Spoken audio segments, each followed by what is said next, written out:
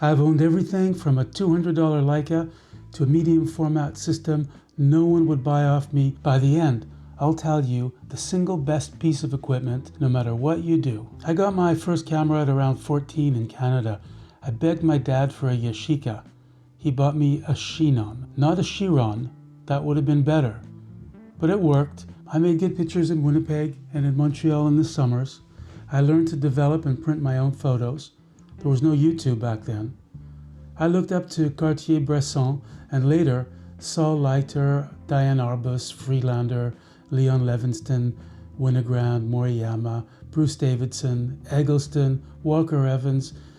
Maybe it would have been easier and better if I'd only loved one. Becoming a professional photographer did not feel like an option back then, so I studied political science and communications. And as soon as that finished, I worked in bars and restaurants around Europe, saved enough and bought a Leica, and went to Asia. I hesitated between a Leica R4S and an M6. I chose the R because I was used to reflex cameras. Dumb mistake. This R body I still own is worth maybe $200 today. The M6 is worth 10 times this. Why? Not because the pictures are 10 times better. I also bought a 35mm and 90mm lens. Another mistake. I should have just bought a really good 50, like this one. I picked a 90 for portraits, not realizing that the photographers I admired often weren't using such a long lens. But sometimes you need the mistake. Learn through experience. Mistakes do matter. I used this reflex Leica in India and in Nepal, trekking in the Himalayas, in the tropics. I took it into Burma when it was still called Burma, smuggled under a tarp on a long-tail riverboat to document a refugee camp for an association. Soldiers stopped me once, shouting and pointing at the camera. I was so scared. Did they see the red dot? I offered them the camera, but they just signaled that they wanted me to take their picture. This Leica still works perfectly today. During the summers in Greece, I was selling the jewelry I bought in India. On one Greek island, a Greek friend of mine asked for some photos. He wanted to try modeling in Paris. We went to the beach and I shot him coming out of the water onto the rocks. There were no labs, so I just gave him the role. Back in Europe, in Paris, I went with my friend Didier to model agencies. He made model composites at that time. First up, Elite. On the wall, in the men's section, I saw my picture from Greece on the front of a comp card. I was like, hey, that's my photo. And they said, oh yeah, do you want to do tests for us? And I thought, great. Test shoots were about, they said, $300 per test. Didier said I could do 2 or 3 a day if I got organized. So I skipped working with teams, and I just wet the hair, brushed it back myself, a little powder on the skin if it was shiny, and then I could do 2 tests a day. And since agencies only paid if they used the pictures, I didn't want to risk an overstyled look. And that's how I started shooting fashion for men and women. A chance encounter on a Greek island became a long and lucrative career in Paris. In the beginning, when I was assisting well-known photographers, I noticed they never used 35mm. When I started shooting for magazines, art directors were not thrilled with small 35mm transparencies. So I invested in the Pentax 6x7, 2 bodies because they're slow to reload. My assistant could reload one while I shot the other. If you're working on film professionally, I highly recommend medium format. With digital, the gap is narrowed, but the detail on a 35mm frame is nowhere near 6x6 or 6x7. And then I bought a Contax 645. Nikon just came out with a D1X, a 5-megapixel camera that looked professional. I saw an ad for one and it said, this is the camera you need, and I thought, yeah, I need that. I still kept the Contax 645 as a backup, which kind of was a pain to use both of them, so I ended up selling out everything and moving to a full phase 1 system. I upgraded and it cost a fortune, but it paid for itself. A funny story is a friend in Paris, another photographer, asked why I spent so much on a camera, and I said because I rent it to clients for $1,000 a day, and he said, so do I. And I said, but you don't have one, you've got a Nikon D90 or something like that. And he said, yeah, but the accounting doesn't know what camera I use when they see my invoice. Because in the end, if you're a professional, it's a business. and you'll make great photos and great pictures no matter what you use. Last year, I put this Phase 1 back, body, and 2 lenses and a bunch of accessories on eBay for under $3,000. No sale. And so I took that as a sign to start using it again. The files are gorgeous, and I'm enjoying it. It's not just megapixels, it's pixel size plus sensor size. Shooting beauty, I prefer the skin tones from a 40 megapixel back over a 100 megapixel back. Bigger pixels. That pixel size logic made me love the original Sony A7S, a 12 megapixel full frame, and I've used this for magazine shoots and even double page spreads. I adapted my old Leica R lenses to the Sony mount. I was using it on a fashion shoot in Morocco when a natural disaster occurred. Since the camera was also capable for video, I was able to shoot an improvised documentary. Sto bene, non è successo quasi niente, diciamo. Qui l'acqua c'è, siamo in hotel, manca semplicemente l'elettricità. No, ma non ti preoccupare, è soltanto un po' di acqua, una strada che si è bloccata, ma prima o poi riusciremo a trovare. Ja, ik zit hier dus vast. Ik kan niet weg. What's happening? Is she coming in this car? No. She's staying in this car? No, Why? that car. I don't know. The other Is she with girl- other people? No, she's alone. There are other people no, in the there car? are 2 girls. I didn't even have a microphone on this Sony.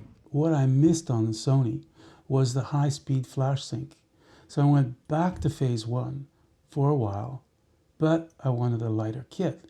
And when I saw Sigma releasing the DP Merrill series, the DP1, DP2, DP3 with leaf shutter lenses, well, the file quality was stunning. I could sync flash up to 1,000ths of a second. The autofocus was mediocre. So I manual focused. I used the Sigmas for editorial and the Phase 1 for advertising, and that went on for a while. I still use the Sigma sometimes. Most of my work was on Phase 1, like many magazine and advertising photographers. But clients also love the Polaroids I was shooting at the same time, and they often asked me to scan the Polaroids and use them in the editorial. Replicating a Polaroid on film or digital is hard. The Polaroid is spontaneous and natural. You take a Polaroid, everyone says great, and then you spend 30 minutes trying to match it, and it never feels the same. So I had an idea. What if I could take a Polaroid and a film shot at the exact same time? So I contacted a retired American camera maker and photographer, Peter Gowland. I wanted a twin lens 4x5 camera, like a giant Rolleiflex, but with 2 4x5 pass. Compose and focus, and then slide a film holder in the top part, a double shutter release, and fire 2 exposures simultaneously, one on the top, one on the bottom. Tried to talk me into buying a Rolleiflex, which I eventually did, but I said I really needed something to handle this problem of not being able to replicate the Polaroid, and he understood. So the idea was to say shoot 5 Polaroids and 5 films at the same time, and then only develop the matching film for the best Polaroid. I'd scan both, blend the negative detail into the Polaroid look, and it was an amazing, expensive, fun way to shoot. And clients loved it. But it took so much time. I eventually sold the camera to a camera collector in Japan. Now, pocket cameras. When I shot film, I loved the Contax T3 and the Leica Mini Lux Zoom. I always had one of those with slide film and had one in my pocket or in a bag. I must have shot 1,000 rolls between them. People forget how much film you burn when you shoot seriously. It gets expensive.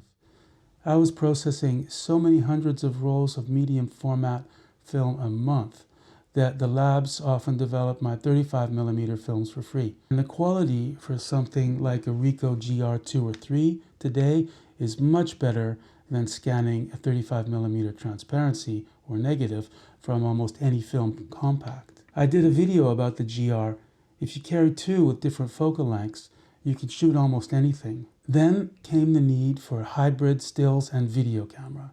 I used the Panasonic GH4 for a while, so then came the Canon 5D Mark II. It was a revolution, great photos and video, but I replaced it with this 1DX Mark II. I prefer the video and the stills are fantastic.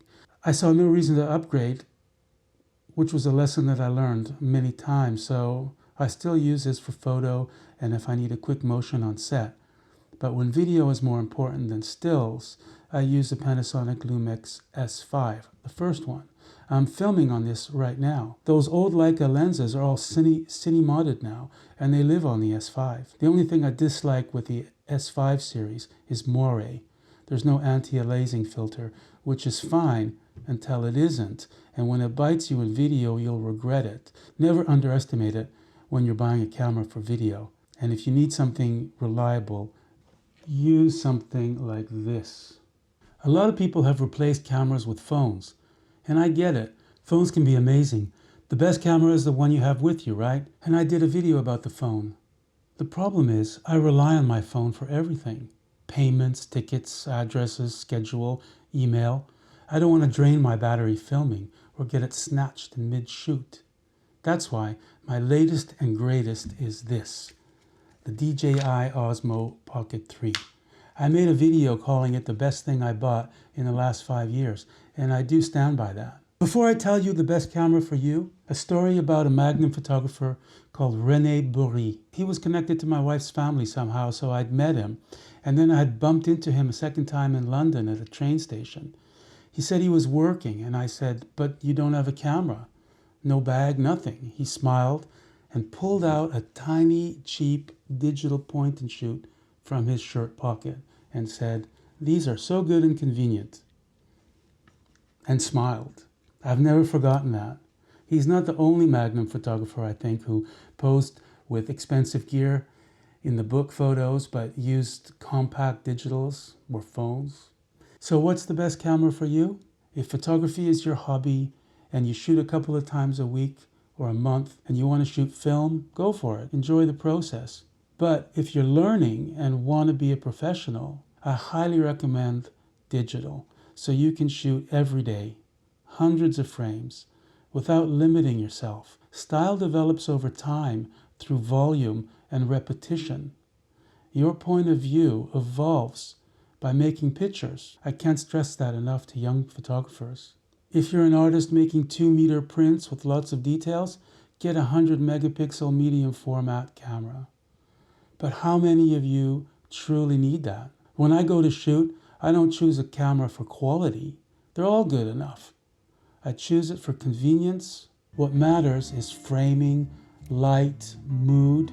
No editor or gallery owner is going to say to you, "Oh, shame you're missing a little bit of dynamic range in those clouds up there." I think back to that first camera I had, the Shinon, the one my dad got me when I asked for a Yashica. Maybe the guy at B&H recommended it. Maybe it was cheaper. Maybe it was so I'd learned that the camera doesn't matter. The best camera is the one in your head.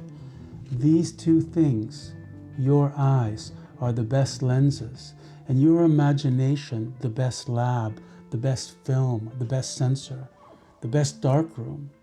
Whatever has a shutter button is just an extension of that. Whether it costs 20 or 20,000, it won't matter. If your vision is clear, focused, and open to your creativity. Thanks for watching until here. You know what to do. Thank you a lot, and see you in the next one.